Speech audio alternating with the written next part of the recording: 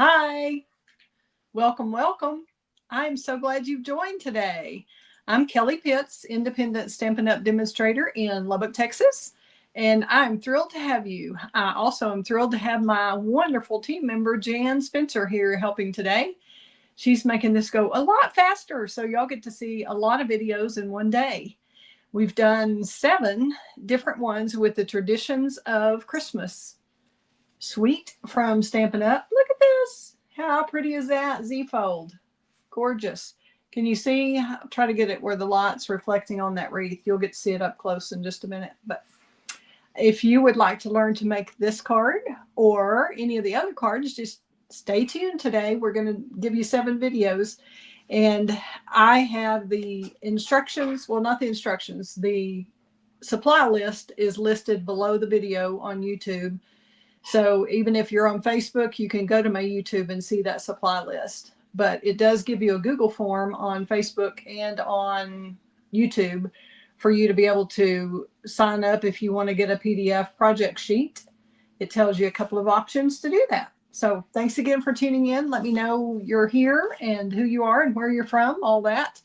Would love to hear from you in the comments. I'll try to watch for those as I go on. And we'll start with this card, our card number 4 of the series of 7.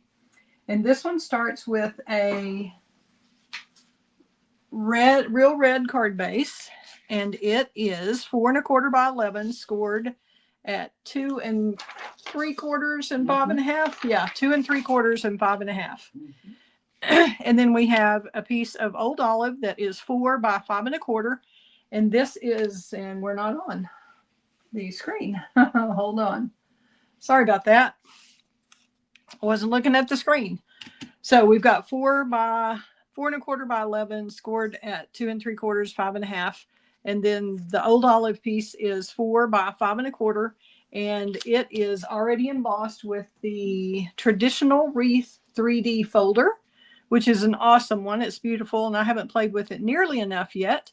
165874. And I want to do something with watercoloring or watercolored pencils or something with this too. I think that would be beautiful. And we're just going to, let's see, what step do we want to do first? We might as well go ahead and get this one done. And we've also got, of course, another sheet. This is the same Traditions of Christmas DSP. That's double-sided. DSP is double-sided paper or designer series paper, whichever way you look at it. And it has gorgeous foil. It is just a beautiful paper. So we've got that for the very front, and that size is 2 1/2 by 4 inches and just fits in that little spot up front. And since we're not adding any ribbon or anything to this section, we can go ahead and glue that down if we can get the glue to work. Isn't that kind of the bane of our existence, is keeping liquid glue unstuck? Seems like no matter what you use, it always wants to dry up. But I guess that's part of glue. You want it to work, right? You want it to dry. It's just not always convenient when it does. All right, we have the first piece of designer series paper here in that first third of the card, and this third is going to fold over just like that to become a Z fold. You can see there, that's a Z. And then we're also going to glue this one. That's the wreath. And for those of you who bought the kit and have the packet, I put the wreath that's full at the top. The wreath is so large it won't fit on the front of a card, but it would make a beautiful 3D item using the full wreath. But I put the part of the wreath that got kind of cut off during the embossing, I put that at the bottom because it's not going to show anyway. And that way you get the full effect up here at the top. All right, let's get our bone folder out, and we will make sure we've got these creased really well. Just line them up good, both the sides and the ends, to make sure you've got that really burnished really well with the bone folder. But don't burnish it really well until you have it all lined up. Just another little tip. And I turn it over, flip it over, and do both sides to just make sure. And see, it folds a lot flatter. It was fighting with me earlier, and now it's pretty flat. Now we're going to take the same Z with the bubble bath piece, which is the lightest color that's in here. Believe it or not, that is bubble bath. I wouldn't think of it as a Christmas color, but it certainly works with this one. This one is 1.5 by 11, scored at 2 3/4 and 5.5. So we're going to do a Z fold here also. It's just going to go in the opposite direction. And we want to burnish these on both sides. Okay. Now we've got that ready. We can go ahead. It's up to you if you want to decorate it first and then attach it, or if you want to go ahead and attach it. I think since I've got it right here in my hand, I'm just going to go ahead and attach it. And I think I showed you on the first card that I usually put my hand where I cannot put glue. So on this part, I can't have any glue. So I'm just going to glue right here on this part. And then this is what's going to attach on the other side. So I'm going to go ahead and put glue there. And you can do it folded, do it unfolded. I kind of like folded better, but do one side first. And I'm leaving a little bit, probably 3/4 of an inch at the bottom, peeking with the DSP peeking through. Trying to get that straight here. Then I'm lining it up on the right-hand side also. Can you see here? So trying to make sure that's even and this is even and it folds flat. Give it one more good burnish. And there you have it. Or Bob's your uncle, whatever. Whatever you say there when you get something completed. Isn't that exciting? And now you have a Z card, a double Z. So you've got a Z this way and a Z the other way, a double Z fold. Okay, now we're going to do a little bit of stamping with Sending Love and Joy, and that comes from the Traditional Labels stamp set, and this is part of a bundle, and that bundle also has really pretty label dies, and this is one of those, and we'll be using that. We're going to use Real Red ink.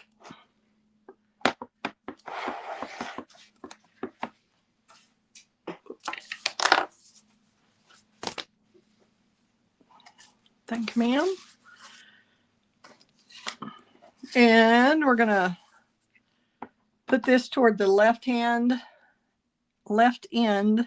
of the front strip of white. And this piece of white is 1 1/4 by 5 7/16. And I know that sounds like a weird number, 5 7/16, but it's because this whole thing is 5.5, and it's just barely under that because it's got to fit on this bubble bath right here. So it's going to kind of center right there on that. And we can go ahead and glue that one. I think that's all the stamping we've got. Easy peasy. And then we're going to go ahead and glue the white piece that we just stamped on. And of course you could put Merry Christmas or anything you want instead of the Sending Love and Joy. You've got lots of options with that stamp set or with any that you own. This is not something that has to coordinate exactly since it doesn't fit with the die or anything. We're just going to put that right there on the front, and I should have given it a little longer to dry that, but that will work. All right. And then I thought it would be pretty to just make one little fancy portion where you could just write your name over here. And then we're going to cover this up, this piece over here, with some of the poinsettias that we have fussy cut from the Designer Series paper. This basic white piece is 1 1/4 by 2 11/16. So it's just short of the 2 3/4 right here.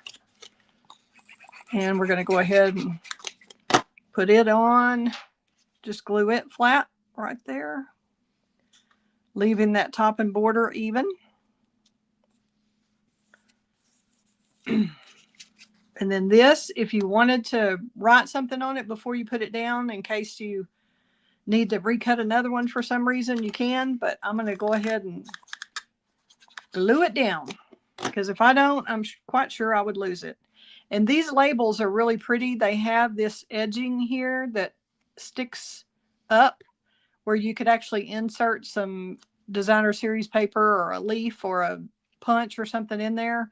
But you do really need to be careful, especially if you do multiples of this. I have found that and Jan has found that it really works better if you'll go ahead and use parchment paper or wax paper underneath it, between the die and the paper, to make sure that these don't tear up or stick out or get stuck or whatever. It can be a little fiddly. So just be warned about that. They are really pretty, but the edges really work a lot better with parchment paper.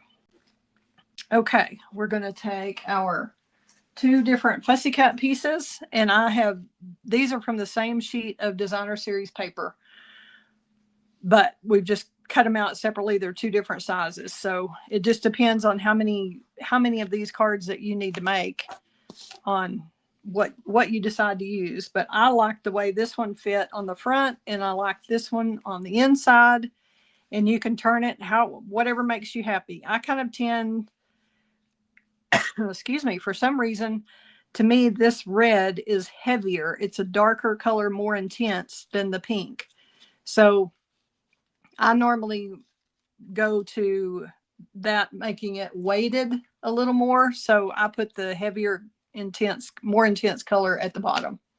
But that's just me. Totally personal preference, however you want to do it. And I'm just kind of putting this in the center right this minute. I make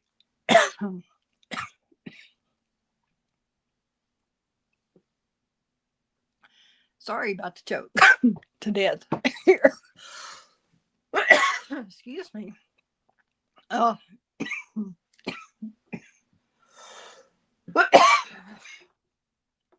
Under control. Okay. Sorry. Can you turn the fan on more? On more. Oh, sorry, people. You'll just have to watch.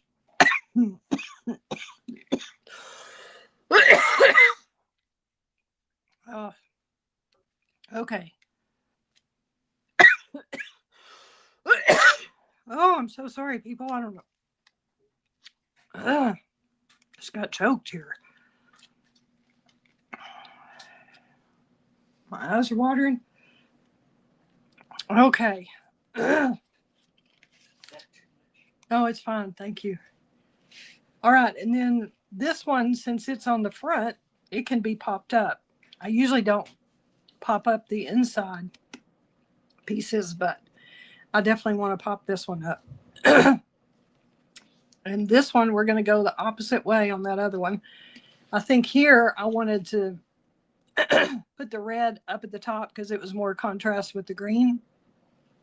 But whenever you are arranging these or auditioning your pieces, just be sure and look how it's going to be closed. See how this is down here? That's fine. You don't want this sticking out past the edge of your card. Excuse me. Sorry. Sorry.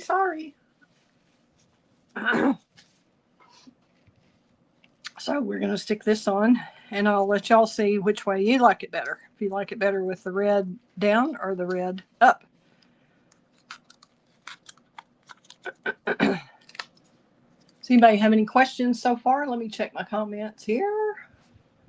Didn't have those up. I'm happy to help, even if you're watching the replay and you want to make a comment. I think I should get those and be able to answer them later. So I'm happy to help you anytime. If you need any of these supplies, you can find the supply list on the YouTube channel. And if you want the PDF so you can make some of these at home with all the measurements in a handy place where you can print out the full color. I can help you with that too if you fill out the Google form. So let me get my take your pick tool. We'll get these embellishments on here. Going to do a big gold in the center of that poinsettia. Then another medium gold here. And then we'll put a cute little gold one over here. That's kind of big. Oh, I think that's a little too big. I want to put another medium.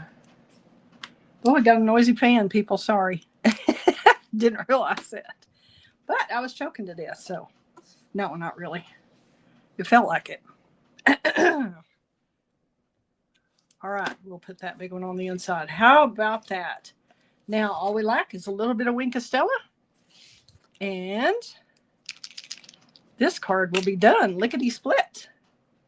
And I'm just winking the little berries on here, but you could wink some of the leaves or all the leaves or do some Stampin' blends and really go to town, whatever you'd like to do. But if you're making multiples, you might want to think about that, the time commitment to do that one. This is gorgeous just as it is, and I really think these, just a little bit of Wink of Stella on those berries really makes a difference. And you've got such pretty gold foil on that paper. Mm-hmm. Can you see the little Wink of Stella a little bit shiny there? How pretty is that card? It doesn't look, it's not a very clear picture. Sorry, folks. No, it's fun. Oh, good. It's good. Okay. Well, does anybody have any questions really quickly before we sign off and start working on the next one? I'm happy to help. I'm going to hold this up and we'll switch the view over and say thanks again for coming in. Thanks for subscribing. Thanks for watching. Thanks for supporting my small business. I appreciate you. If you need to order any of the Stampin' Up products, I'd love to chat with you about that. If you're interested in the heck of a deal that Stampin' Up has going on to join, you could join for $35 and get $125 worth of product, or you can join for $99 and get $189 worth of product, plus free shipping on it. I mean, it is a steal, people. But be glad to talk to you about it. I'd love to have you on my team, whether you're a customer now or a future customer. I'd love for you to be a team member too. All right. Thanks for tuning in and watch for the next one. Fun times ahead. Bye-bye.